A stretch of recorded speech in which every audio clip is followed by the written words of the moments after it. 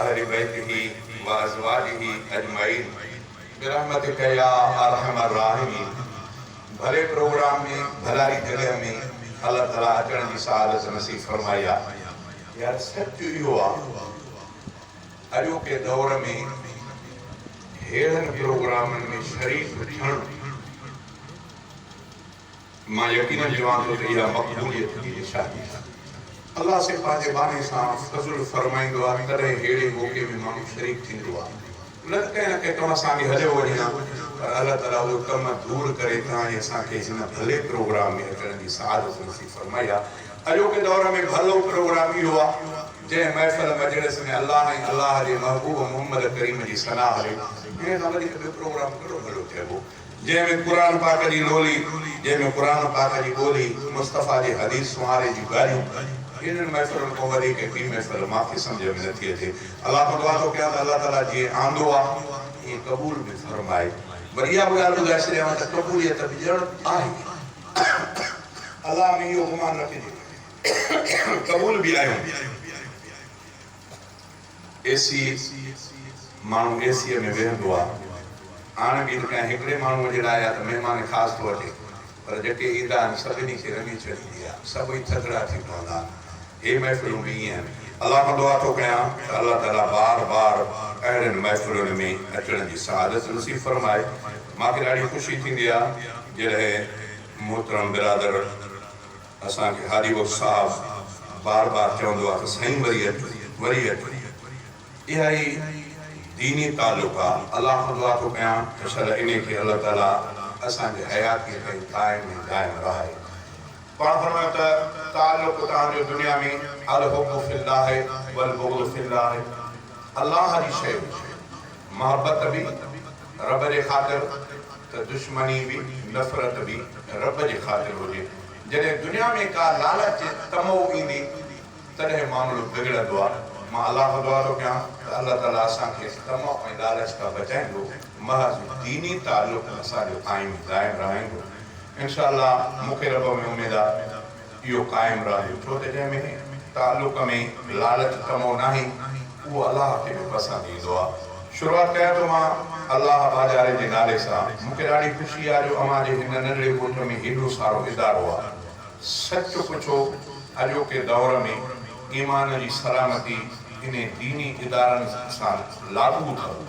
जंहिं ॻोठ में जंहिं इलाइक़े में मदरसो आहे इंशाअल्लाह उन ॻोठ में अल्लाह ताला क़ुर पाक जो रंग ज़रूरु लाहींदो आहे। तंहिंजे करे ॾाढी मूंखे ख़ुशी थी। इहा बि ख़ुशी थी त ॻोठ वारा हिननि बचड़नि सां जेके न खाधे पीते में बि ताउन कंदा हूंदा, मां मालूमात न वरिती आहे पर यकीनन इहो हूंदो आहे। इंशाअल्लाह उन्हनि जो इहो ख़ैरु अजायो न आहे, इहो सजायो आहे। मूंखे यादि आहे असांजे इलाइक़े में हिकिड़ो वॾो पैसे वारो माण्हू हुयो, हाजी मोहम्मद परेल सूमरो। अल्लाह ताला उनजे क़बर जे मथां किरोड़ा रम जमीन नाज़िल फरमाए।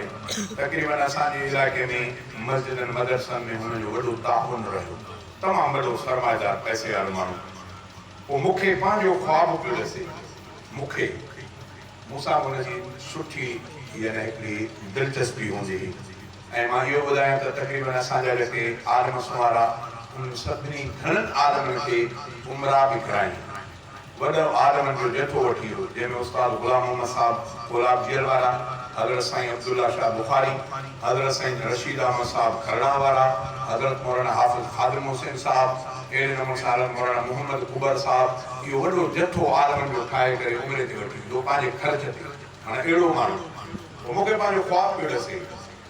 पोइ मां चयो भाई साहिबु मां ख्वाब में ॾिसां पियो त हीअं परे खां मूंखे नज़र आई हिकिड़ी बाहि थी अचे, बाहि माण्हू वठी भॻा वठी भॻा अचे, मां बि भॻुमि पर यार मां भॼी न पियो सघां। भॻुमि त ॾाढो पर भॼी न पियो सघां। एतिरो भॻुमि साकी पंहिंजी पिठियुमि त बाहि वेझी थींदी थी वञे, माण्हू भॼंदा था वञनि, मां बि भॼंदो थो वञा, पर बाहि अचे मूंखे वेझी थी। जॾहिं वेझी थी त ओटी ते ॾिठुमि त हिकिड़ा नंढड़ा ॿार उहो रांदि पिया खेॾनि बीठा। उन्हनि जो ॾिठो त उन्हनि चयो हाजी पर ईअं दाऊं करे वठी भॻा। पोइ मां ॾिठुमि त उहे साईं अब्दुल्ला शाह जे मदरसे जा तालिब हुया। पोइ जे मां जो ॾिठो वञे के त कंहिंखे नंढियूं प्लेटूं हुयूं, कंहिंखे थालियूं हुयूं, कंहिंखे थाधा बसि वठी जो ईअं पोइ मिटीअ में हुयूं, पाणीअ में हुयूं, ईअं बाहि खे सॼे बाहि खे विसाए करे पी रहिया। मां बि सहकी पियो हुउमि, पर अलाह ताला मूंसां महिरबानी कई, हिन नंढड़नि बचनि मुंहिंजो उहो बाहि खे विसाए ॾिसे। छो सच इहो आहे त हे जेके तालिब आहिनि न, इहे तालिब मामूली शइ न आहे। अलाह जे रसूल ते कलमो पढ़ियो आहे, उन अलाह जे रसूल फरमायो आहे हे बचड़ा जेके आहिनि हिननि जो वॾो मक़ाम आहे। ईअं ईंदो आहे किताबनि जे अंदरि त हीउ तालिब जेको अलाह जे दीन क़ुरान ऐं हदीस जे सिखण लाइ घर खां निकिरंदो आहे, पर मन ख़रज फी तलब इल्म फहुव फी सबीलिल्लाह, जेसिताईं मोटे तेसिताईं अलाह जे राह में आहे। हदी ॿियो ईअं बि आहे त इन्हनि बचड़नि जे पेरनि जे हेठों अलाह ताला जा फ़रिश्ता पर ठाहींदा आहिनि, जिन ते इहे नंढा ॿार घुमंदा। असांखे नज़र अचनि न अचनि, पर अलाह जे रसूल जूं ॻाल्हियूं सचियूं आहिनि। ॾाढी मूंखे ख़ुशी आहे त तव्हां हिन मदरसे सां ताउन में बि आहियो। ख़ुशूसन भाई हादी उस्ताद मस्जिदनि ऐं मदरसनि सां ताउन, इहा बि ईमान जी अलामत आहे। बहरहाल मां शुरूआति कयां थो अलाह जे नाले सां। थोरो तवजो भाउ हादी बख़्श चए पियो त हिकिड़े कुझु नवां ॿुधायो। नवनि जो हाल इहो आहे जो जेकॾहिं सऊदी अरब में वेही कंहिं हिकिड़े कमरे में शेर चवां थो न, उहो बि हे मोबाइल हिकिड़ो दोस्त खणी वेठो आहे। हीअं जो थिए थी त अबा सॼो मुल्क दुनिया थी ॿुधे। हाणे हादी बख़्श वटि जे हूंदी उहा मोबाइल त ॿुधी वठी हूंदई, जे न हूंदसि त पोइ नवां हूंदा जेसिताईं ॿुधे।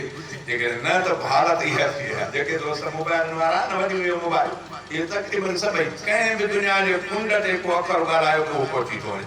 पर पोइ बि अलाह ऐं अलाह जे रसूल जी ॻाल्हि पुराणी न थींदी आहे। अब पुराणी न थींदी आहे। जिते कलमो पढ़े, अब कलमो कंहिं चयो आहे त कलमो पुराणो आहे, सभई पढ़ो ला इलाहा इल्लल्लाह मुहम्मदुर रसूलुल्लाह सल्लल्लाहु अलैहि वसल्लम। इहो कलमो जेको इमामुल अंबिया से पंहिंजे वक़्त में पे पढ़ायो, हो क़यामत जे सुबुह ते इहो कलमो जेको पढ़ंदो उन में उहो ई असर आहे। कलमो क़ुरान हदीस नमाज़ पुराणी न थींदी आहे, अब पुराणी न थींदी आहे।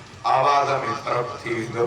कल्ह जवानी ही, अॼु कुझु कोड़ परे इशारो आहे, कुझु फ़र्क़ु थींदो। बाक़ी ॻाल्हियूं पुराणियूं आहिनि, ॻाल्हियूं उहे सचियूं ऐं सही।